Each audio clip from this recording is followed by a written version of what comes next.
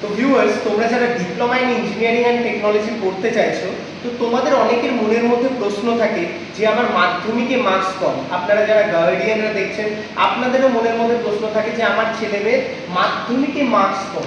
তো এই পরিস্থিতিতে দাঁড়িয়ে diploma in engineering and technology পড়াটা কি তার পক্ষে ঠিক হবে?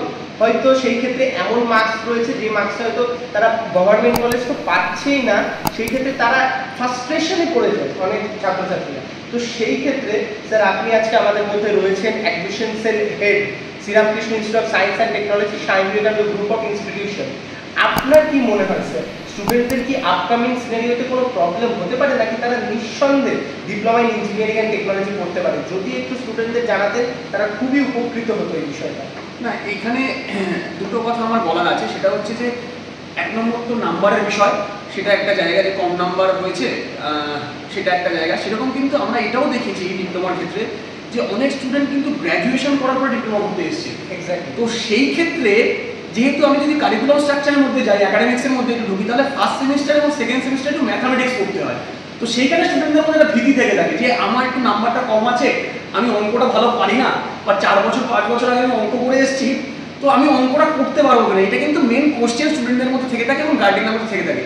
তো সেই ক্ষেত্রে আমরা কিছু যে জায়গাগুলো রেমেডি নিয়েছি আর কি, ধরুন যে ক্লাসগুলো আমাদের শুরু হয় তার আগে থেকে আমরা কিছু এক্সট্রা ক্লাসেস করাতে শুরু করি, ঠিক আছে? সেটা বাই অনলাইন হতে পারে, সেটা অফলাইন হতে পারে। তাদের সেই ভয় এবং ভীতিটা কাটানোর জন্য বিশেষ করে 95% স্টুডেন্ট কিন্তু অঙ্কটাকেই ভয় পায়।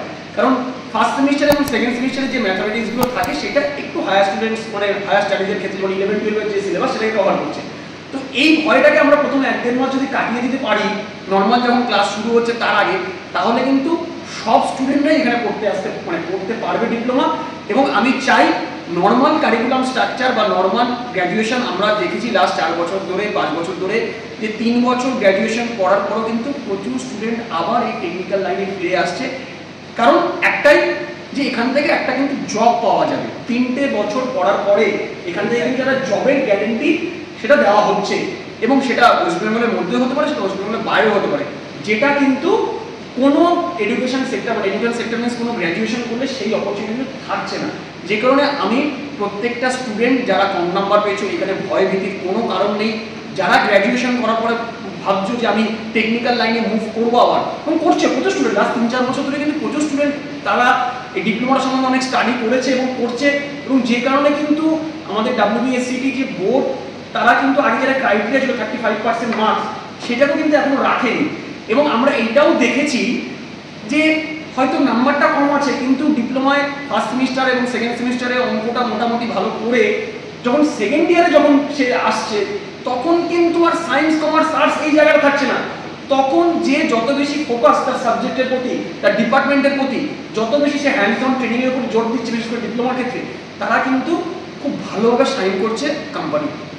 আরেকটা বিষয় যেটা স্টুডেন্টদের মনের মধ্যে থাকে, যে কম নাম্বারে নাকি জব বা প্লেসমেন্টের ক্ষেত্রে প্রবলেম। আমার যতটুকু মনে হয় স্যার, সমস্ত কোম্পানির কি ক্রাইটেরিয়া ওরকম থাকে জবের ক্ষেত্রে? এটা খুব গুড কোশ্চেন, এবং এটা আমাদের যখন আমরা কাউন্সিলিং করি তখন আমাদেরকেও স্টুডেন্টদেরকে এটা বলতে হয় যে কিছু কোম্পানির ক্রাইটেরিয়া থাকে যে through out 60%। Through out 60% means কি, সেই স্টুডেন্টটা হয়তো যদি মাধ্যমিক দিয়ে আসে তাহলে মাধ্যমিকে তার 60, সেই স্টুডেন্টটা যদি এইচএস দিয়ে আসে এইচএসে তার 60%। এটা কিছু কোম্পানির ক্রাইটেরিয়া। সব কোম্পানি কিন্তু থ্রু আউট 60% চায় না। কিছু কোম্পানি কিন্তু স্কিলডও চায়, যেটা কিন্তু যে স্কিলটা আমরা তৈরি করে দিচ্ছি 3 বছর ধরে। তাই এই ধারণাটা একদম ভুল। 60% নাম্বার না থাকলে যে অনেক কোম্পানিতে জব পাওয়া যায় না, এটা সম্পূর্ণ ভুল ধারণা। তো আমি বলবো এই ব্যাপারগুলো জানার জন্য এবং এইগুলো আরেকটু নিজেদেরকেও স্টাডি করতে হবে। এখন তোমাদের মধ্যে ইউটিউব চ্যানেল এবং ইউটিউবের এবং গুগলের জন্য কিন্তু আমরা প্রচুর কিছু নিজেরাও জানতে পারছি এবং স্টুডেন্টরাও জানতে পারছে তোমাদের মাধ্যমে, তোমাদের চ্যানেলের মাধ্যমে। তো এরকম কোনো ব্যাপার নেই। স্কিল থাকলে তুমি যে কোনো বিষয়ে তুমি যদি স্কিলড হও, তোমার চাকরি অবশ্যই আছে। এক্স্যাক্টলি স্যার যেটা বললেন তার প্রমাণও কিন্তু আমরা দেখেছি। আমরা যখন ক্যাম্পাস ভিজিট করেছিলাম Sriramakrishna institute of science and technology, সেখানে আমরা দেখেছি 450+ স্টুডেন্ট কিন্তু প্লেসড হয়েছে মাল্টিপল কোম্পানিজে। এমন নয় যে কোনো একটা কোম্পানির একটু বেশি স্টুডেন্ট গেছে আর বাকি কোম্পানিতে একজন, এরকম নয়। মাল্টিপল কোম্পানিতে মাল্টিপল প্লেসমেন্ট হচ্ছে, এবং সেই রিলেটেড সেই কলেজের ফুল ভিডিও, সেখানে কিভাবে তোমরা ভর্তি হবে তার সমস্ত জিনিস দেখার জন্য কিন্তু অবশ্যই ডেসক্রিপশন বক্স ফলো করবে।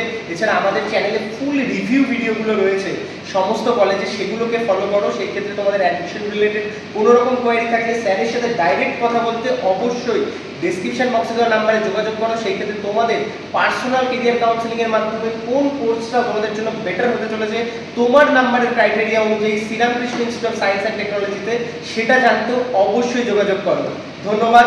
ভিডিওটি লাইক করে তোমার সমস্ত বন্ধুদের মধ্যে শেয়ার করে দাও যারা এই সমস্ত বিষয় নিয়ে অনেক চিন্তার মধ্যে রয়েছে, এবং গার্ডিয়ান আপনারা যারা দেখছেন আপনারাও এই বিষয়ে সচেতন হন। ধন্যবাদ।